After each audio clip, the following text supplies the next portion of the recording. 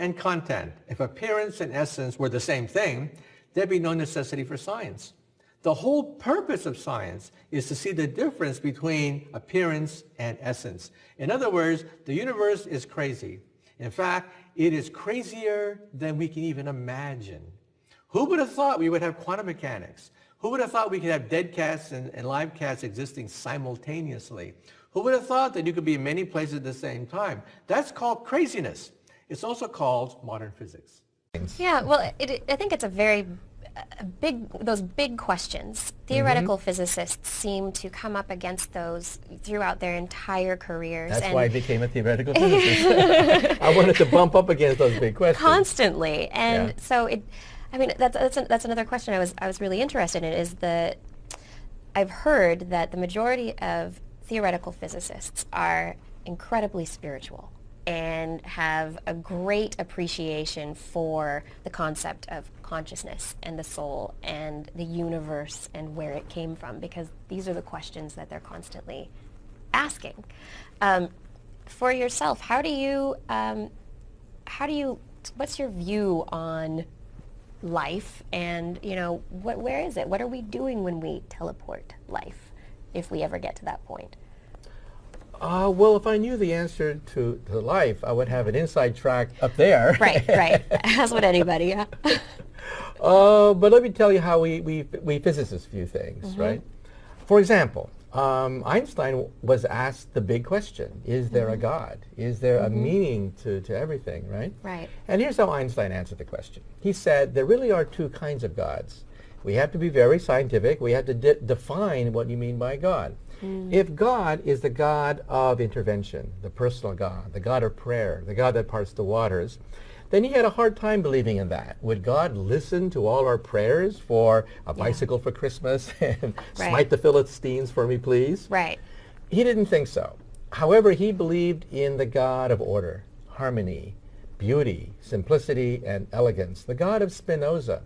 That's the God that he believed in, because he thought the universe was so gorgeous. It didn't have to be that way. It could have been chaotic. It could have been ugly, messy. But here we have the fact that all the equations of physics can be placed on a simple sheet of paper. Right. Einstein's equation is only 1 inch long. And the quantum theory is about a yard long, but you can squeeze it onto a sheet of paper. Right, with a small enough font. Right. And with string theory, you could even put those two equations together. And string theory can be squeezed into an equation 1 inch long. And that equation, by the way, is my equation. That's string field theory. That's my contribution. Right. But we want to know, well, where did that equation come from? This is what Einstein asked. Did God have a choice? Was there any choice in building a universe? When he woke up in the morning, he would say, I'm going to create a universe. I'm going to be God today.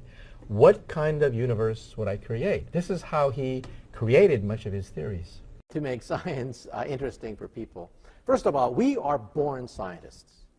When we're born, we wonder what's out there. We begin to wonder about the sun, life, the stars, what makes the oceans, the weather. We're born scientists. And then something happens.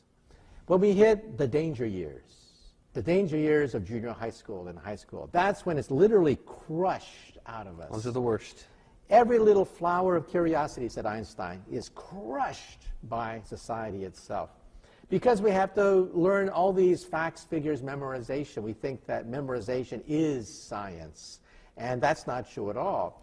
My daughter had to take the Regents exam once, and she had to memorize all these facts and figures about minerals, crystals for a geology exam. Nowhere did I see the true driving force of geology, which is continental drift. That's the organizing principle for all of geology. And yet the exam was memorizing all the names of the crystals and the minerals. And then later she comes up to me and says, Daddy, why would anyone want to become a scientist? That was the most humiliating event in my entire life. I felt like taking that book and ripping it apart, because that exam was crushing curiosity right out of the next generation. And then we wonder, hey, how come people are not more interested in science? Duh.